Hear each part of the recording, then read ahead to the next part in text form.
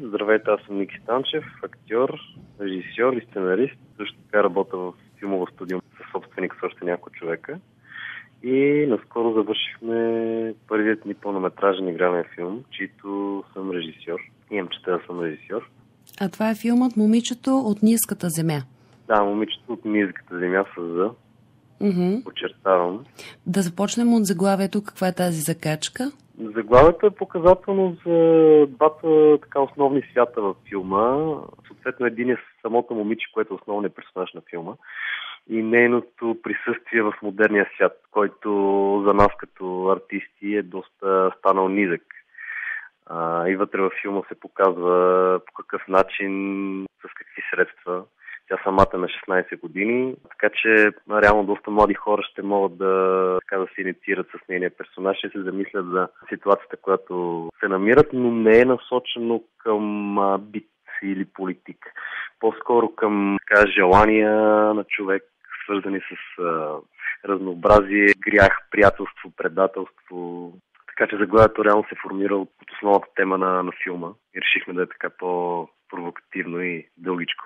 Като спомена темата за приятелството и за предателството, какви хора са приятелите до теб? Какви качества трябва да притежават? По принцип, аз съм човек, който изключително много държи на приятелите си и за мен си имам като събирач. Доста често срещам и събирам хора. Дори в нашото студио ние сме 5 човека, които работиме. Всеки един от тях първо така ми беше приятел на мен, след което се запознахме. Тоест аз ги запознах един с друг и създадахме това нещо. За съжаление, това понякога граничи с предателството, което така и да с времето. То не е моментно, то не е като приятелството да се харесаш с някой, да имате сходни цели, идеи, път.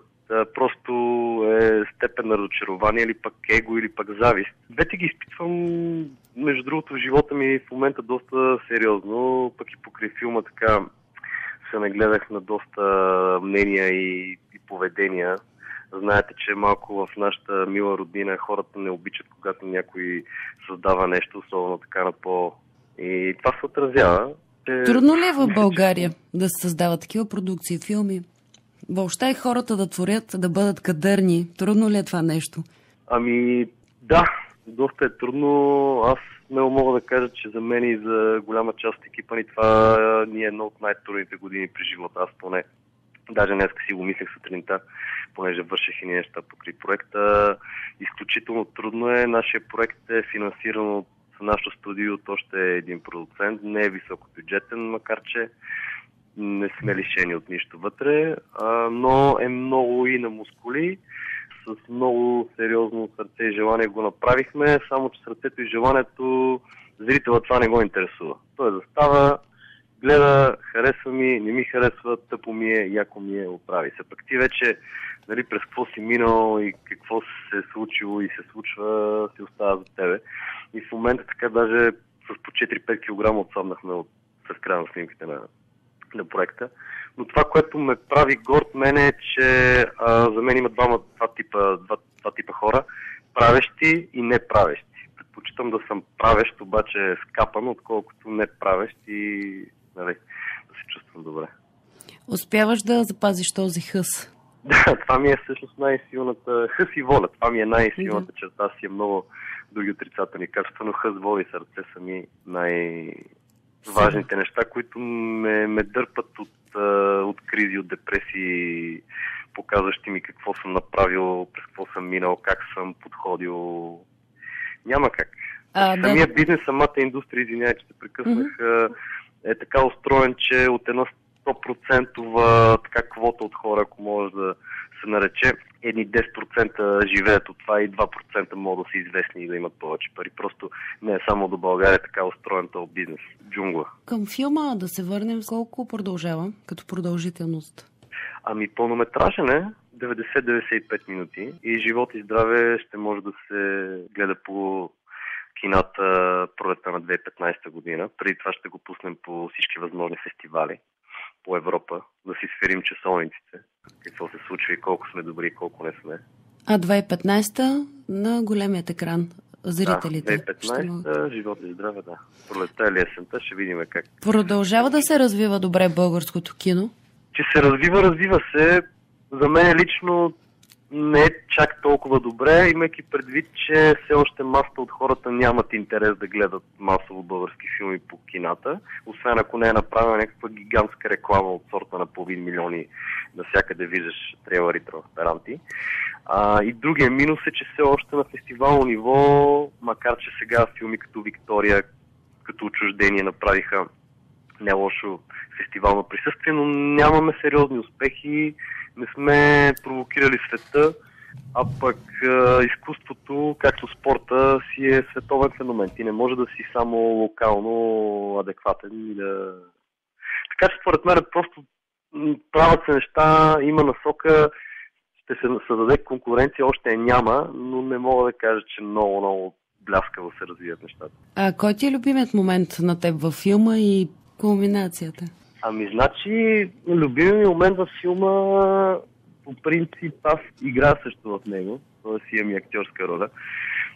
Е края на филма с нашата малка прекрасна актриса Йоана Върбанова и Симеон Владов. Имаме една финална сцена, която моят персонаж е доста така вече побъркан, а пък те двамата са изживяли също някакви сериозни стресови емоции. И когато я гледахме, ни направи впечатление, че наистина зрители ще видят една не типична сцена за български филм. И аз изключително много се гордея с това, защото целият екип и дори имаше хора, които... Родителите на момичето бяха там, ни поздравих и казаха, че на енергията е невероятна. Стресов момент на една от локациите във филма стана така, че макар че имахме разрешение и позволение, точно преди да заснеме последната сцена, един господин, който не му помни името и не желая да го помня, реши, че трябва да ни гони и да събере някакви хора и да бяхме в една кооперация. Спря снимките за 2 часа, при което аз отидах да говоря с него и той изключително нагло се доближи до мен и ми подаде ръка, ме погледна в очите и ми каза: аз съм човекът, който ти разваля филма. И просто има хора, които тотално не ги интересуват, че се случва нещо градивно и креативно. Между другото, тези две неща, които ви казах, са на една локация и на период от 2 дена на едно място. Иначе има много неща, много инфарктни моменти преживяхме и... Ти си положителен или отрицателен герой? Аз така първоначално не се набивам особено на очи, но в последствие се оказа, че съм много важен ключов персонаж за промените на действието, които са отрицателни, мога да кажа. В смисъл, в самата драматургия аз не харесвам да има отявено положителни и отрицателни персонажи, обичам да са по-комплексни, понеже сценарий е писан от мен и от колегата ми Владимир Мончев. Обичам да има по-сложност в самите персонажи. Не мога да кажа, че се определят от такива, но да приемем, че аз съм малко по-evil kind of guy. Как се роди този сценарий? Всъщност въобще как ти се ражда? Какви състояния? Това всъщност е втория сценарий пълнометражен, който пиша, заедно с човек с мене.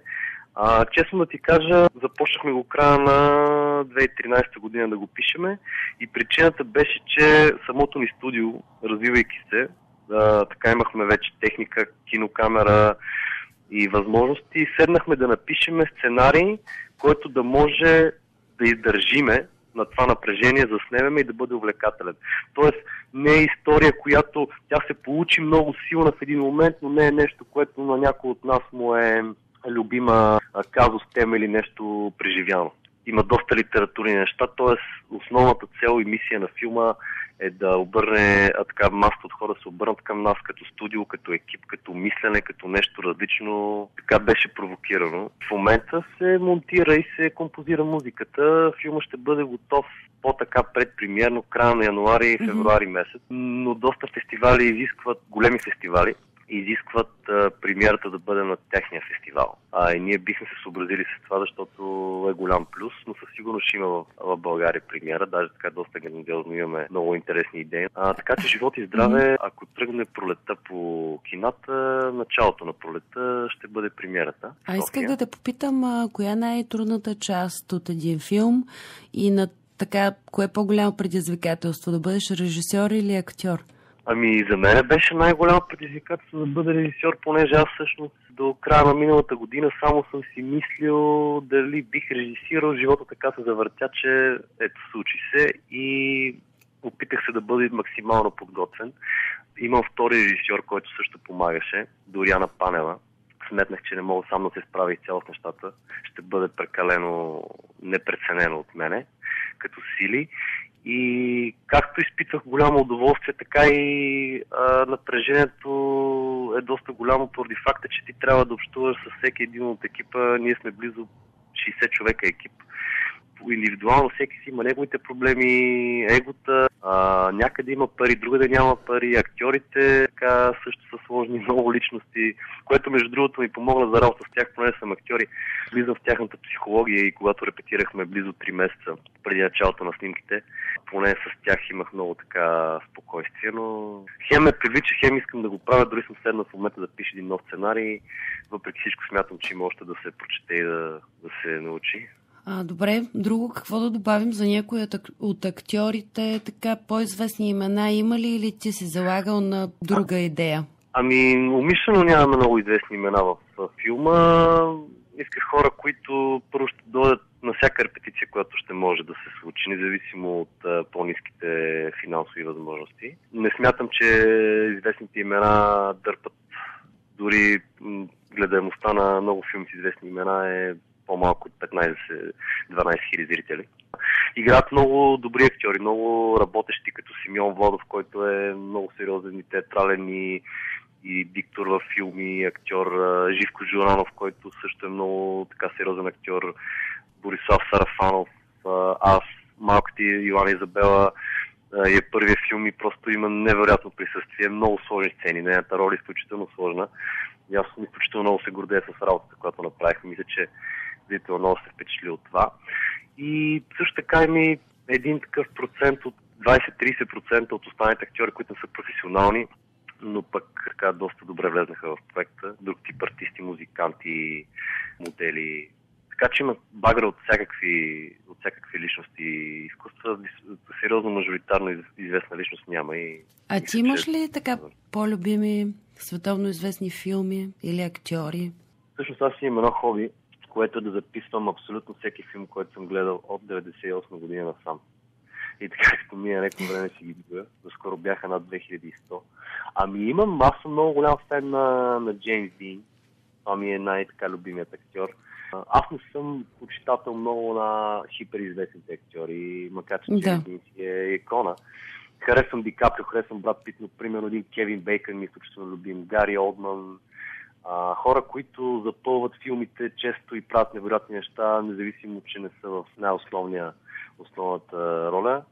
А като филми има едно време в Америка, ми изключително любим филм Шофьор на такси, Полковник без кауза, Смело сърце. Да. Много филми, много са. Добре, много ти благодаря за този разговор. Така, пожелавам успех. От новият сценарий няма да те карам да разкриваш, понеже още този филм не е излязъл. Ще имаме и друг повод да се чуем. Така, абсолютно. Благодаря ти. Само да ти кажа, че е на английски, което е разликата, да. Интересно предизвикателство ще бъде, предполагам, пак нещо различно. Да. Живот и здраве, стигнем до там. До чуване и хубав ден.